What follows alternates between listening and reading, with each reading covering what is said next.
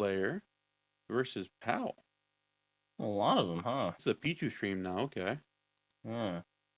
Might be a Pichu lost stream as well, if the trend keeps on going on. Wow. And man. Okay, well here's the thing. We either see Pichu win, or we see another German player lose on stream. So, one curse is about to break, and it's not looking good for the German side. Oh my god, dude. How do you say bad DI in German? That was crazy. 55%? Oh my lord, dude. I mean, NaetorU has not come to play, right? Just right out the gates.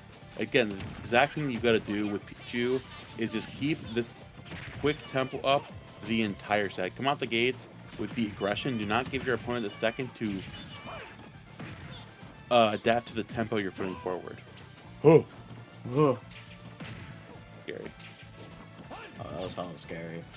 And Pichu, you know, this is like, there's a huge difference between going against Steve and like PT. You can definitely take more advantage of the characters of PT, especially like Zard. Yeah, you'll die early, but man, that character is big. You can just abuse that poor little reptilian flame lizard. And now you got to be so careful off stage. You're gonna miss that tech. You're gonna miss your chance. And Nuro with a huge lead. Yeah, putting out there immediately. And the thing about the Pichu and PT is that PT kind of struggles with kind of keeping the opponents out. You know, like kind of having to scrap. I mean, like, yeah, usually it's a good thing for PT, but as a character like Pichu, you gotta just like output more consistent damage. I don't know about consistent, more like quicker damage. It's a little scary when you're playing on the Squirtle and you're 40%. Like, honestly, one could pick up here and your stock could be gone. So you gotta be careful of your Poww. Yeah, you really do. I mean, we saw what happened after the first stock. Dying at 50-something is, you know, kind of a crazy thing about Pichu's power, and maybe a combination of some weird DI. But now you got to be hella respectful. And whoa, what a interesting grab, and not the best follow-up. That fair barely hitting out, but that bear will connect. You got to be so careful trying to make it back to the stage. Ivy's so forced to pull out there, but I don't know. It's looking real rough, and the read as well. Momo, it's looking all NaetorU so far. Jesus. Yeah, there we go.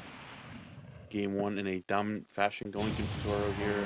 And again, just the aggressive gameplay right off the gates of forcing this PT player to pick up the pieces early on, where it's gotta be so much harder to bring it back. Like, the way Pichu can just take those stocks criminally early, and then also most people struggle against Squirtle because, like, oh, he's so short, you know, so hard to get to. That's not an issue for Pichu because, like, he's also short. Like, they're running the same height, bro. Yeah, no excuses. Especially me, I'm 5'4", you know? Oh, I know you are, buddy. Damn, messed up. Forgot about your friends. But damn. Nope. Look at this. Spaced out from there, throwing out all these moves. Finally, yep, he gets out of there. I mean, at this point, yeah, you just spam at all those moves, trying to get this Pichu off of you. Both have that weird shifting move, right? Down tilt for Pichu and forward tilt for Squirtle, and just trying to stay on the small character to hopefully, you know, make it so that Ivysaur is kind of a little bit on the white side. And Charizard, you definitely be careful. Why would you do that? That was an interesting option. Yeah. Sure. Oh no! Back there. Okay, all right, there we go. Utilization of that charge and just finding that killing blow early on and then switching back off. We definitely need to match the energy of the Pichu more on the Squirtle, because like NaetorU just straight up running you down, and Squirtle can match the damage. It's just finding the opportunity, finding the openings, and I feel like you just need to play a bit more on the back foot, you know, like play more defensively here. Oh, because that's gonna happen. Yeah. Oh. Run. Yep. Okay. Yikes! It's like a baseball. Batter up, and that's a out of the park home run. You know, got Wii Sports trading on that one. And a good little trade, try to get yourself out of that combo. NaetorU is just pedal to the metal, like you said earlier. It's just overwhelming Poww. Coming out again here from the Squirtle, looking to keep this Pichu ledge here. Ooh, what the? Oh, gotta avoid that downside. Be careful there. So they're coming out here. And the Pichu switching back to the other ledge, not wanting to face that Ivysaur at the ledge. That fade away with the forward air into an up air into Thunder. Yeah, Pichu Classico close it out, and now NaetorU up 2-0. An insanely quick set so far. AC/DC, bro. Thunderstruck. Gotta be careful with those DI in. Pichu players love it when you do that. They're able to get the easy Thunder. And honestly, if you're Poww, you gotta find some way to, you know, try to get this Pichu off of you. Like, the Squirtle was looking good at first, but it gets a little scary when you know, switch over to the Ivysaur. You're so vulnerable. You're not gonna have those easy times where, you know, everyone's thinking that Ivysaur was just able to carry PT in so many different situations. You really have to kind of watch out for those hitboxes. You really have to make sure that you're on top of it, because NaetorU is just completely ruling out in all areas, just ruling out on the speed, being able to rely on the damage department, and even the self damage just seems to be a null factor. Yeah, literally, like, you're not really too worried about that when you're getting aggressive so consistently, but now Poww looking to face back here, honestly, getting some good damage early on with the Squirtle. Okay. Utilizing that F-tilt to catch this Pichu rolling away. Now water gun as well. 81% here. So if you find a conversion here at the ledge with an F-tilt, when it's stock here on this Pichu. Very strong game so far from Poww. And got out of those lightning loops, thankfully. And the nairs of the shield, I'm liking this. Letting NaetorU make the mistakes. Going with the unsafe options and just scrambling to get away. Looking for a quick smash attack at this point. And the down tilt, the sneaky one, excellent DI, barely. And wow, the quick attack was able to actually just make it back just barely. And Poww, whole different player from game 1 and 2. Looking so good in this third crucial game to stay alive, but the problem is that momentum can go so... It can just disappear in a blink of an eye. You have to be so careful. Comes out. Another water gun to put you back there. Oh, the back throw just straight up deleting. That's a... Wow. Getting him out of there. Percent though on this NaetorU trying to find his way back into this game. Pichu coming out, getting way too overzealous there with that smash. Oh, had a good idea there with the Thunder, but good roll in to avoid that from Poww. Now sitting here with this lead, this Ivysaur could take the stock criminally early if you're not careful here on NaetorU. Gotta watch out. It's a robbery. And a little switch over. That's the second accomplice. But gets caught and locked up. It's gonna be a Squirtle once again.